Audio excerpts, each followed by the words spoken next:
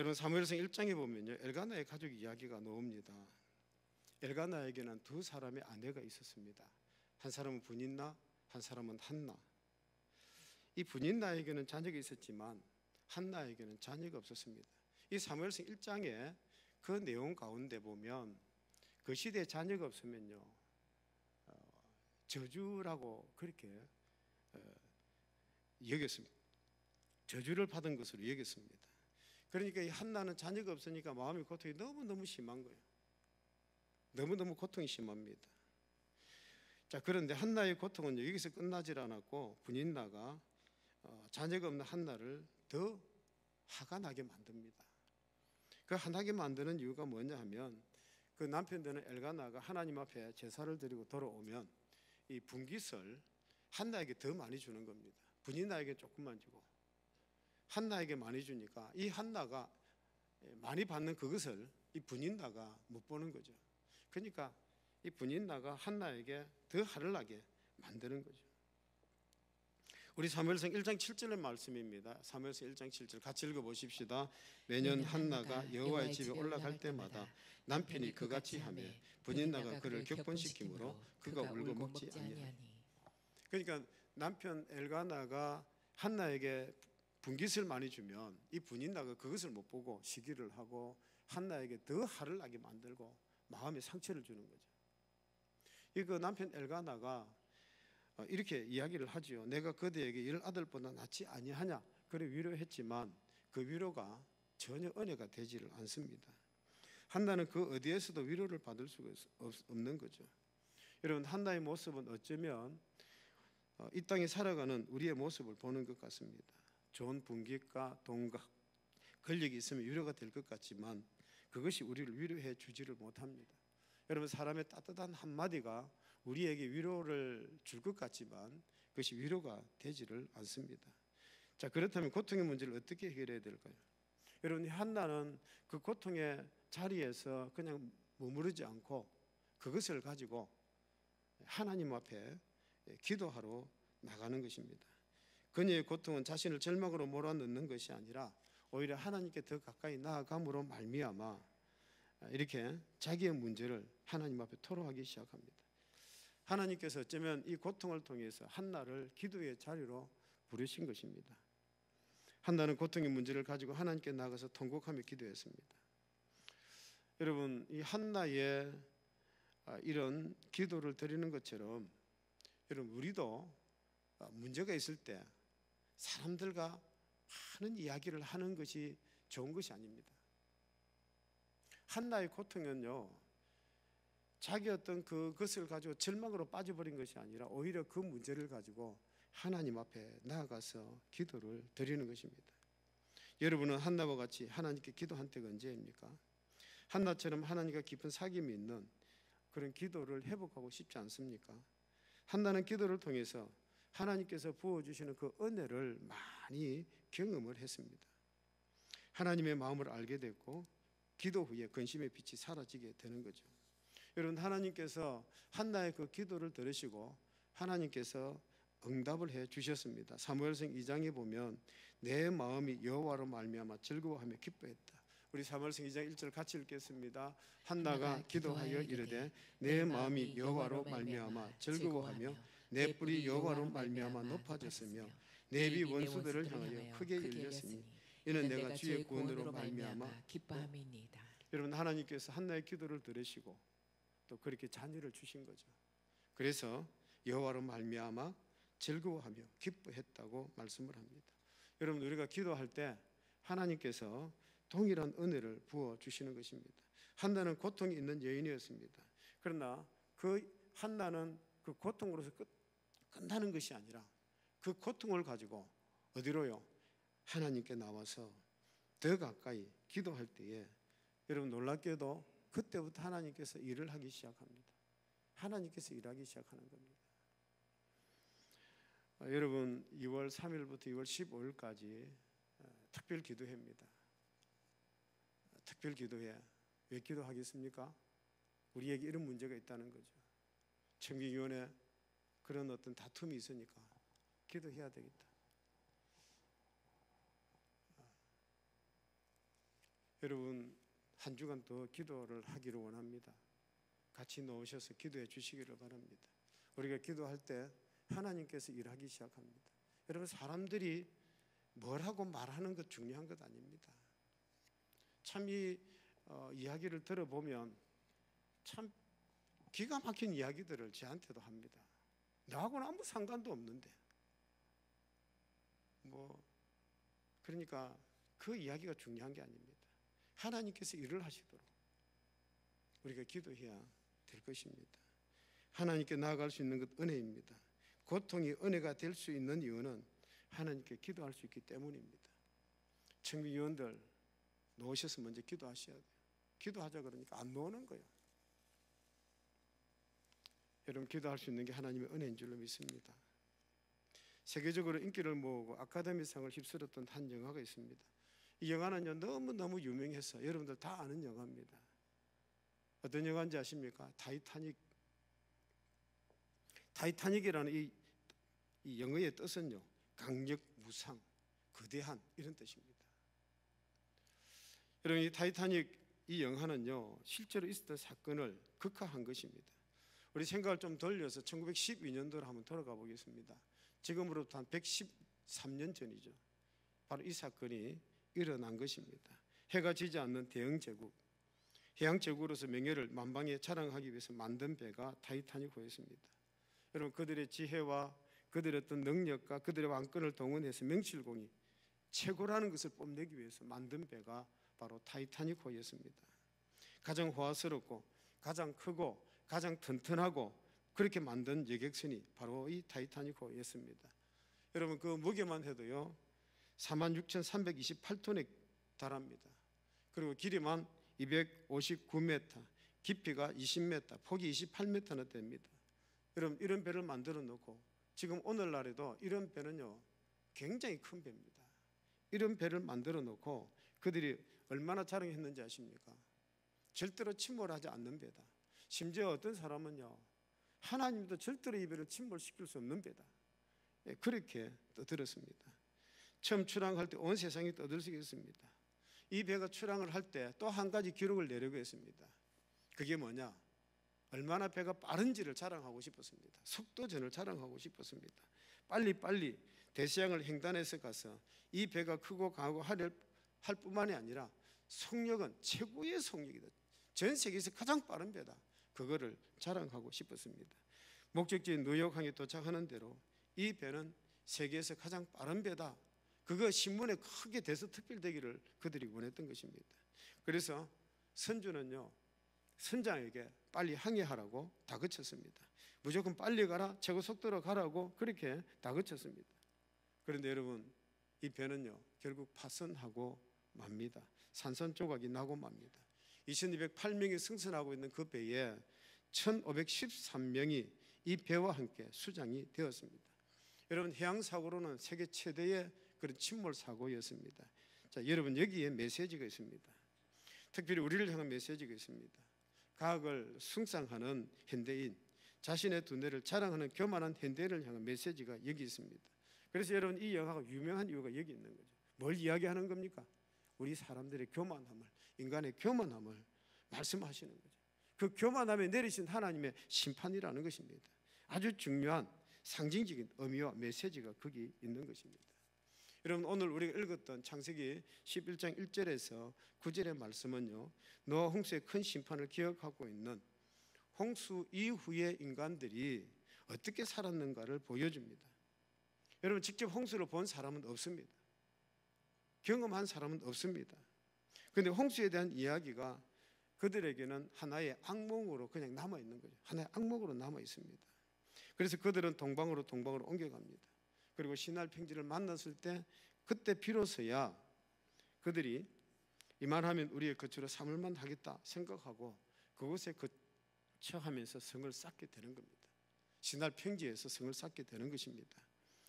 여러분 그들의 마음속에 잠재의식이 작용을 했습니다. 성을 쌓을 때 그들의 마음속에 잠재의식이 작용하기 시작합니다. 그게 뭐냐면 다시 홍수가 난다면 어떻게 할까? 다시 이 땅에 홍수가 나면 어떻게 할까? 자 그렇다면 홍수가 나더라도 우리가 끄떡없는 그런 성읍을, 그런 성을, 탑을 건설하자, 그렇게 한 것입니다. 우리 창세기 11장 4절에 있는 말씀을 같이 읽어봅니다. 창세기 11장 4절 같이 읽습니다. 또 말하되 성읍과 탑을 건설하여 그 탑 꼭대기를 하늘에 닿게 하여 우리의 이름을 내고 온 지면에 흩어짐을 면하자 하였더니. 여러분, 이 본문에 뭐라고 합니까? 성읍과 탑을 건설하여, 이렇게 말씀을 합니다. 그런데 고고학자들이 발굴한 바를 보면 그것은 탑은 아니었습니다. 그것은 탑은 아니고 뭐냐? 성입니다. 성. 근데 성이 이렇게 빙빙 돌아 올라가는 입체적으로 만들어진 성이었습니다. 둥글게 이렇게 쌓아 올라간 것입니다. 그 본문의 말씀대로 어디까지? 하늘에 닿기까지. 그 탑 꼭대기를 하늘에 닿게 하여 하늘에 닿기까지 쌓아 올렸습니다. 자, 근데 이걸 오늘 상식적으로 말하면 어디까지냐 하면 구름 위에까지. 왜냐하면 구름이 비를 만들어내니까 구름 위에까지. 홍수가 나더라도 끄떡없이 안정을 유지하며 편안하게 살아가자 하는 뜻이었던 것 같습니다. 자, 그런데 여러분, 이 일은요, 하나님 앞에 합당하지 않은 일입니다. 하나님 앞에 합당하지 못한 일입니다. 문제는 여기에 있습니다. 홍수 자체는 참으로 비참한 사건입니다. 이 고고학자들의 연구하는 대로는 그렇습니다. 많은 학자들이 노아의 홍수를 가리켜서 지구 역사상 가장 큰 사건이라고 그렇게 말을 합니다. 천지를 개벽하는 그런 사건이었습니다. 자, 그런데 문제는 노아 홍수라고는 이 엄청난 사건들을 이 사람들이 어떻게 이해했느냐는 겁니다. 여러분들은 노아 홍수를 어떻게 이해합니까? 이 노아 홍수를 그들이요 어떻게 이해했느냐는 겁니다. 첫 번째는요, 그들은 홍수라고는 재난, 이것만 생각하고 원인을 생각하지 않았습니다. 여러분, 노아 홍수에 발생한 이유가 뭡니까? 죄 때문이지 않습니까? 죄 때문에 노아 홍수가 생긴 거예요. 그런데 그들은 원인을 생각하지를 않았습니다. 홍수로 진멸하시는 하나님이시니까 다시는 홍수로 진멸함을 받지 않으려고 어떻게 하면 우리가 살아남을까? 그래서 하늘까지 닿는 탑을 쌓자, 성을 만들자, 둥글게 만들어버려요. 자, 여러분, 하나님이 진멸하시려고 하면 꼭 물로만, 홍수로만 진멸하시겠습니까? 우리 성경에 보면요, 지진으로, 불로도 진멸하시는 거예요. 죄에서 떠나는 것이 재난을 면하는 길이지 탑을 쌓는다고 되겠습니까? 여러분, 산을 만든다고 되겠습니까? 배를 만든다고 되겠습니까? 노아의 홍수의 원인, 그 원인으로 돌아가서 해결을 보아야 되는데 그것이 없었다는 것입니다. 그러니까 원인은 헤아리지 않고 재난만 면해보고자 하는 이 얄팍한 속셈이 이같이 또 다른 큰 죄를 저지르게 되는 것입니다. 두 번째, 이 일을 주장하시는 분이 누구십니까? 여러분, 노아의 홍수를 주장하시는 분이 누구십니까? 노아 홍수를 내리신 분이 누구십니까? 하나님이시지 않습니까? 하나님께서 노아의 홍수를 주신 것입니다. 그렇다면 하나님의 말씀을 따라서 겸손하게 살아가는 것이 마땅한 일이지 탑을 쌓고 성을 쌓는다고 이게 될 일입니까? 하나님 말씀 앞에 순종하는 그 길이 그들이 사는 길입니다. 그런데 탑을 쌓고 거기에 올라가는다고 해결되겠습니까? 하나님과 나와의 관계, 이게 바로 하는 거기에 관점을 두어야 되는 것입니다. 그런데 그들은 하나님 없는 불신앙적인 바로 그들, 그러니까 이게 죄를 또 짓게 되는 거죠. 세 번째는 또 뭐냐 하면 하나님의 말씀과 약속에 대한 믿음이 없었습니다. 여러분, 노아 홍수가 끝날 때 하나님께서 보여주신 것이 있습니다. 뭡니까? 무지개를 보여주십니다. 무지개를 보여주시면서 다시는 내가 물러서 너희들을 심판하지 아니하리라. 하나님께서 약속하셨습니다. 자, 그래서 비가 올 때마다 그들이 무지개를 보았지 않습니까? 그러면 무지개를 보면 하나님 감사합니다, 이렇게 감사를 드려야 되는데 탑을 쌓고 올라가겠다는 미련한 생각을 하니까 얼마나 잘못된 것입니까? 여러분, 하나님의 구원의 약속, 그 축복을 받아들이고 믿고 생각했더라면 이런 부질한 일은 절대로 저지르지 않았을 것입니다. 여러분, 우리가 이 점을 깊이 생각하셔야 됩니다. 오늘 우리들에게도요, 이런 바벨탑, 그런 바벨탑이 있습니다. 우리 마음에 이 세대에 있는 문제를, 그 역사적인 사건, 그 옛날에 있었던 바벨 사건, 거기다 한번 조명을 한번 우리가 해 보십시다. 바벨탑 의미를 한번 생각해 보는 것. 첫 번째는 뭐냐 하면 인간의 교만의 바벨탑입니다. 여러분, 산업화가 되고 공급화가 되면서 우리 인간의 마음이 교만해진 거죠. 그렇게 탑을 쌓고 산을 만든다는 것, 이거 뭐냐? 높아진다는 것입니다. 그러면서 그들은 벽돌을 만들었습니다. 우리 창세기 11장 3절 같이 읽어보십시다. 같이 읽습니다. 서로 말하되 벽돌을 만들어 견고히 굽자 하고 이에 벽돌로 돌을 대신하여 역청으로 진흙을 대신하고. 벽돌로 돌을 대신하고 그랬습니다. 벽돌로 돌을 대신하고. 이 벽돌의 제조가요, 이 당시에는 최고의 기술입니다. 흙을 빚어가지고 벽돌을 만들었다는 거, 여러분 이거는 정말 보통 기술이 아닙니다. 우리 사람들은 보통 이런 생각을 합니다. 저도 그런 생각을 많이 했는데 돌로 지은 집은 최고로 좋은 집이다 이렇게 생각을 합니다. 그런데 돌집 하면 좋은 집이라고 생각했는데, 그런데 제가 크면서 보니까 그렇지 않더라고요. 제가 중국의 만리장성에 갔더니 그 만리장성을 쌓은데 가만히 보니까 옆으로 돌을 쌓아놓고 이 풍화작용, 비바람이 많이 칠 그 위에는요 뭘로 얹어놨느냐, 벽돌을 얹어놓은 거예요. 흙을 빚어서 굽어서 만든 벽돌을 얹어놓았습니다. 왜 그런지 아십니까? 여러분 돌은요 결이 있습니다. 돌은 결이 있어가지고 돌이 물을 먹으면 결을 따라서 돌은 부서져 버려요. 그런데 벽돌은 흙을 빚어서 만든 것이기 때문에 이게 그렇게 부서지지 않습니다. 그런 차이가 있습니다. 벽돌은요 구워 만든 것이기 때문에 거의 영구적입니다. 오래도록 가는 것입니다. 여러분 바벨탑을 쌓은 사람이 뭐라고 합니까?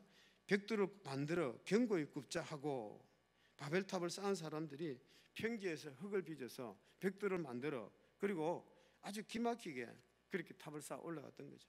참 그 당시에도 정말 최고의 건축 자재, 최고의 기술로 그들이 성을 쌓아 만들어 갔던 것입니다. 여러분 이 바벨탑을 쌓게 되었다는 것 공급파의 대표적 사건입니다. 인간의 기술과 능력을 다해 협동해 쌓아가는데 어디까지?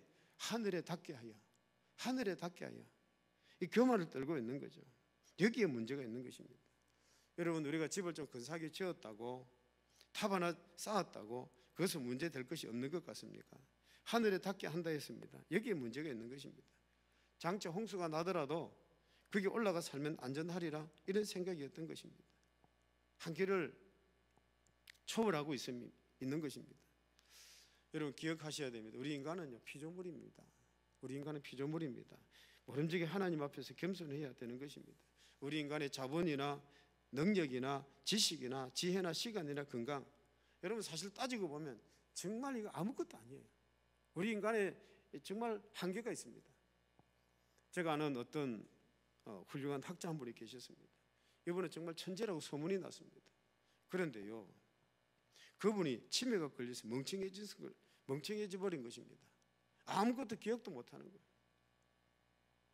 제가 아는 어떤 목사님이요 치매가 걸렸습니다. 그런데 이분이 자기 자녀도 제대로 기억을 못해요. 하루아침에 그렇게 된 것입니다. 여러분 보십시오. 인간은 아무것도 아닙니다. 인간의 능력의 한계, 과학적 지식의 한계, 기술의 한계를 알아야 되는 것입니다. 우리가 이 한계를 모르고 날뛰다가 마침내 지구가 만신창이가 되는 것입니다. 여러분 우리는 그럭저럭 살다 가겠습니다마는 어쩌면 우리 다음 세대는 더 어려울지도 모르겠습니다. 인간의 산업적 교만, 기술적 교만이 결국은 이 우주를, 이 지구를, 운명을 재촉하고 있는 것입니다. 여러분 한 번씩 등산가들이 에베레스트 산을 한번 올라가서 깃발을 꽂아놓고 그리고는 뭐라고 합니까? 에베레스트 산을 정복했다, 그렇게 말을 합니다. 여러분 한번 그냥 올라가서 깃발 한번 꽂고 내려왔는데 산을 정복했다 그럽니다. 여러분 달나라에 갔다 온 사람들이 깃발 하나 꽂아놓고 달을 정복했다 그렇게 말을 합니다. 여러분 이 정복이라는 말은 꼭 그런 의미가 아닙니다. 오히려 그 말은 하나님 앞에 불경입니다. 몹쓸 교만이라는 것을 우리 알아야 되는 것입니다. 교만에 대한 심판이 뭐냐? 바로 바벨탑 사건입니다.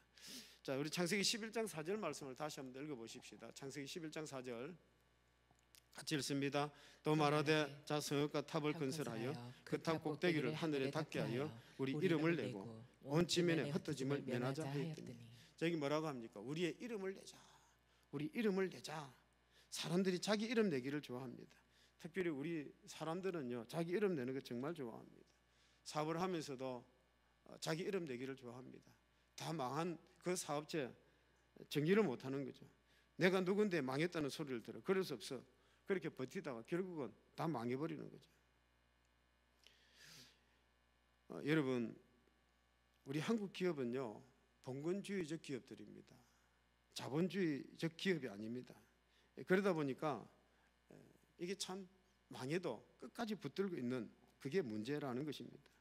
자, 이 교만이 어떻게 하면 좋겠습니까? 이름을 내자는 거죠. 이름을 내면 결국 그 사람이 유명해지는 겁니까?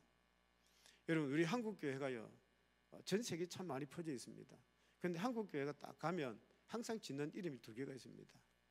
뭐냐 하면 항상 이름 지을 때 제일교회, 그 지역에서 최고로 제일 좋은 교회라는 거죠.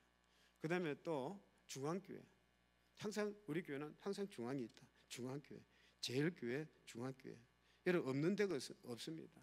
항상 몇백 년 전부터 교회를 지어도 우리 한국 사람들의 특징이 첫 번째는 제일교회, 두 번째는 중앙교회. 여러분, 이게 다 교만입니다. 옳은 일이 아닙니다. 명예 좋아하는, 자기 자랑 즐기는 사람들의 이야기죠.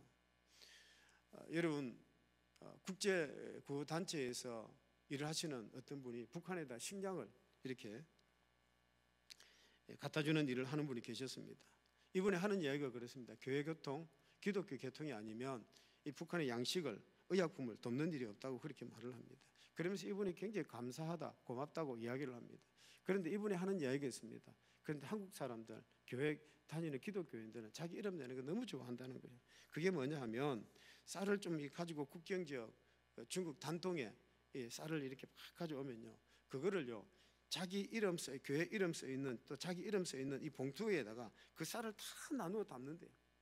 그래가지고 북한에 보냅니다. 북한에 보내면요, 신의주에 가면 신의주에서 이 사람들이 그거를 봉투를 다 또 이렇게 끄집어내가 쌀을 한 군데 다 모은대요.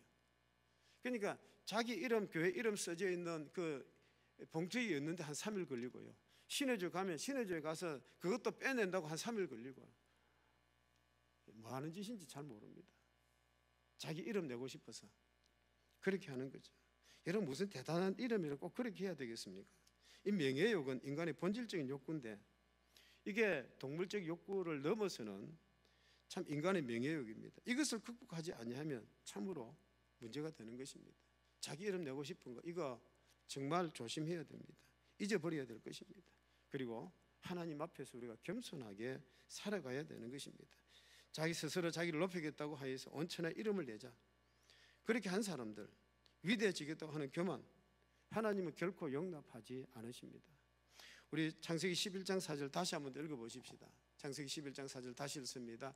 또 말하되 자 성읍과 탑을 건설하여 그 탑 꼭대기를 하늘에 닿게 하여 우리 이름을 내고 온 지면에 흩어짐을 면하자 하였더니, 그 다음에 뭐라고 합니까? 온 지면에 흩어짐을 면하자, 이렇게 하고 있습니다. 여러분, 이것은 뭐냐면 집단화 내지 도시화 하는 것입니다. 집단화 내지 도시화 하는 것입니다. 공업화 기계화를 말하는 것입니다. 이것은 뭐냐면 흩어짐을 면하자, 이것은요 이기주의입니다. 우리끼리 똘똘 뭉쳐서 절대로 흩어지지 말자, 그래서 강해지자, 이렇게 말하고 있는 것입니다. 여러분, 강해진다고 강해지는 겁니까? 여러분, 우리끼리 똘똘 뭉친다고 똘똘해 뭉쳐지는 것입니까? 하나 되자고 해서 하나가 되는 것입니까? 절대로. 여러분, 사람들이 사는 땅에는요 그게 안 됩니다. 여러분, 대부라고 하는 오래전에 나온 영화가 있습니다. 혹시 그 영화를 보신 분도 계실 겁니다만은, 이 대부라는 영화는요 마피아들의 생태를 주제로 한 영화입니다. 거기 보면 마피아들끼리 늘 싸움을 합니다. 그러니까 한 번씩 싸움을 하고 나면 서로 양쪽에 피해가 너무 많습니다. 수많은 사람이 죽습니다. 그래서 우리 이렇게 해서는 안 되겠다, 우리 싸우지 말자, 우리 마피아들끼리 싸워서 쓰겠느냐, 그래서 7 패밀리가 모여서, 이 대표들이 모여서 서로 연합을 깨합니다. 우리 절대로 싸우지 말자, 우리 형제 관계로 지내자 하고 그들은 연합하는 의식을 취하는데 대단합니다. 대표들이 모인 그 자리에 많은 이제 부하들도 거기에 다 모였습니다. 그리고 그 자리에서 컵에다가 자기들의 손가락을 깨물어서 피를 다 이렇게 쏟아 놓습니다. 그랬더니 그 컵에요 피가 흥건하게 한 컵이 됩니다. 그리고 7 대표들이 돌아가면서 그 피를 나누어 마시는 것입니다. 자, 우리는 혈맹이다, 피를 마셨다, 우리는 한 형제다, 절대 싸우지 말자 맹세했습니다. 그리고 그렇게 했는데도 얼마 지나지 않아서 별것 아닌 것 가지고, 사소한 것 가지고 충돌하기 시작하더니 서로 싸우고 총으로 싸우고 죽이고, 그러더니 결국은요 5 패밀리가 죽고 2 사람만이 살아남게 되는 것입니다. 여러분, 이 사실은 뭘 말하는지 아십니까? 불의한 일에는요, 하나됨이 없다는 거예요. 불의한 일에는 절대로 하나가 될 수가 없는 것입니다. 죄를 짓는 사람들은 절대로 하나 되지 못한다는 것입니다. 불의한 사람의 세계에는요, 하나됨이 없다는 것을 말해주는 것입니다. 그리고 오늘날에도 대동단결 그렇게 말을 합니다마는 하나 되어야 산다, 뭉쳐야 산다. 그런데 여러분, 하나 되고자 해서 하나 됩니까? 죄가 있고 불의가 있고 부정이 있는데 어떻게 하나가 되겠습니까? 하나님의 심판 아니면 될 수가 없는 것입니다. 이것을 알아야 된다는 것입니다. 여러분, 옛날 우리들의 살아갈 때에 윈로스라고 하는 단어를 많이 씁니다. 좀 띄워주시기를 바랍니다. 이기는 자가 있고 지는 자가 있습니다. 이기는 자가 있고 지는 자가 있습니다. 그런데 오늘날에는요, 그렇게 하지 않습니다. 윈윈 시대라고 말을 합니다. 다 같이 살고 다 같이 이기고 다 같이 승리하는 거죠. 같이 하나가 되는 거죠. 과거처럼 이기는 자가 있고 지는 자가 있고 사는 자가 있고 죽는 자가 있는 그런 시대가 아닙니다. 다 같이 윈윈하는 시대입니다. 같이 함께 살고 같이 함께 승리하는 것입니다. 여러분, 이제는 누가 더 살고 못 살고 하는 이야기가 아닙니다. 누가 살고 누가 죽고 누가 웃고 누가 더 비참해지고 누가 뺏기고 하는 그런 시대가 아니라는 거죠. 우리는 다 같이 살든지 다 같이 죽든지 이래야 되는 것입니다. 우리 흩어짐을 면하자, 이런 이야기는 하나님께서 기뻐하시지 않습니다. 그래서 네 번째, 하나님께서 심판을 하시는 겁니다. 저 교만한 사람들을 심판하십니다. 그런데 하나님의 심판은요, 아주 고차원적입니다. 불로서도 심판할 수 있고 지진으로도 심판할 수 있고, 우리 성경에 보면 위황불로 멸하시기도 하고 재난을 내리시든지, 어떤 때는 전염병으로 기근으로 내란으로 그렇게 심판하실 수 있지만, 그런데 하나님께서 심판을 아주 고차원적으로 심판을 하십니다. 어떻게 해요? 오늘 본문에 보면 문화적인 심판입니다. 어떻게 해요? 언어를 혼잡게 하시는 거죠. 언어를 혼잡하게 합니다. 창세기 11장 7절을 같이 한번 읽어보십시다. 창세기 11장 7절입니다. 자, 우리가 내려가서 거기서 그들의 언어를 혼잡하게 하여 그들이 서로 알아듣지 못하게 하자 하시고. 언어를 혼잡하게 한 것은 혼미하게 해서 흩어지게 만드는 것입니다. 여기에 중요한 뜻이 있습니다. 여러분 기억하시오. 언어를 혼잡하게 했다는 말은 뭐냐 하면 마음과 마음이 서로 멀어지게 하는 거예요. 마음과 마음이 서로 멀어지기 때문에 이 언어의 혼잡이 생긴 것입니다. 여러분, 말이란 무슨 지식 가지고 하는 것이 아닙니다. 말이라고 하는 것은요, 가슴으로 하는 것입니다. 말은요, 가슴으로 하는 것입니다. 서로 사랑하면 아무 말이 없어도 말이 되는 것입니다. 그런데 서로 교만하고 서로에게 집착하다 보면 아무리 좋은 지식 가지고도 대화는 없습니다. 그래서 부부싸움 할 때 보면요, 다 목소리만 큰 거예요. 자기 목소리만 큰 거예요. 자기 목소리만 나오는 거예요. 상대방의 말을 듣지 않습니다. 내 소리만 합니다.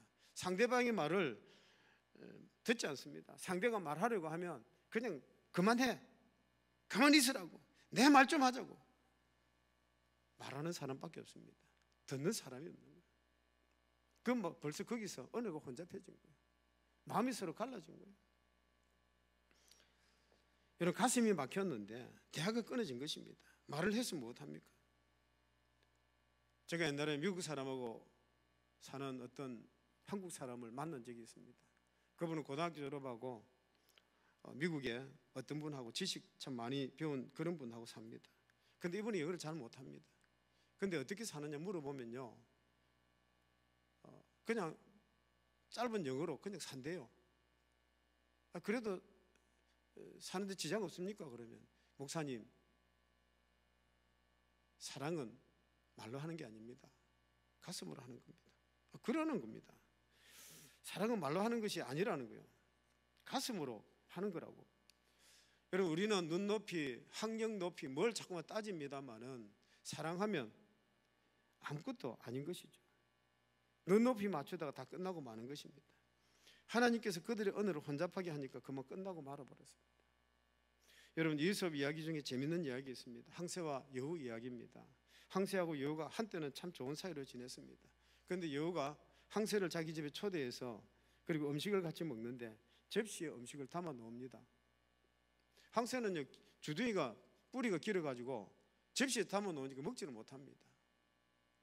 여우는 잘 먹습니다. 항새가 또 여우를 자기 집에 초대했습니다.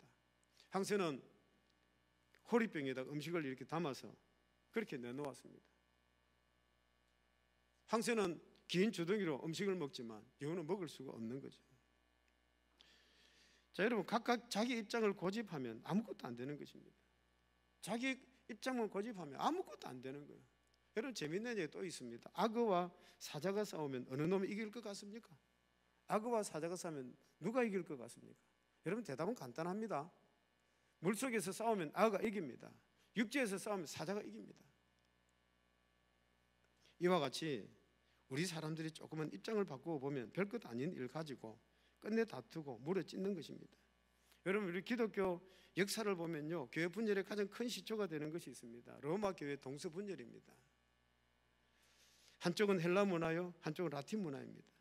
저마다 자기 문화를 집착하는 거예요. 자기 문화면 고집하는 거예요. 상대방을 자기 문화로 밀고 나가는 겁니다. 이 문화적 차이, 다시 말하면 언어적 차이가 교회 분열의 시작이었습니다. 여러분, 이걸 아셔야 됩니다. 분열은 뭐냐 하면 심판입니다. 마음이 갈라지는 것 심판입니다. 여러분들이 청빙위원회 마음이 갈라졌다는 것은 그것은 심판입니다. 새로 시작해야 됩니다.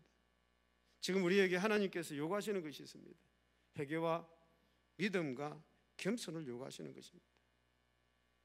교만하고 한계를 넘어서는 인간의 욕망과 불신에게 대한 심판이 있습니다. 여러분, 초대교회를 한번 보십시오. 초대교회는요, 온 성도들이 서로 한 마음이 되어서 모여서 기도할 때 성령의 은혜가 임하고 은혜가 하나가 됩니다. 방언이라는 것을 통해서 그 마음이 하나가 되는 거예요. 성령이 감동할 때, 가슴이 뜨거워질 때 저들의 언어는 그대로 하나가 되었습니다. 여러분, 하나됨이라고 하는 것은요, 목적이 아니라 결과입니다. 겸손과 믿음에 대한 하나님의 축복의 하나됨입니다. 여러분, 우리가 당하는 이 어려운 현실에 마땅히 우리가 겸손하게 마음을 열어야 하겠습니다. 그렇다고 누구 정죄하지도 마시고, 우리는 다 한 배를 탄 사람들입니다. 까딱 잘못하면 배가 가라앉을 수도 있습니다. 우리의 마음을 열고 회개하고 기도의 자리에 놓으셔서 다시 한번 시작할 수 있는 그런 은혜가 우리 모두에게 넘치기를 주의 이름으로 축복합니다. 우리 찬송가 36장 부르겠습니다.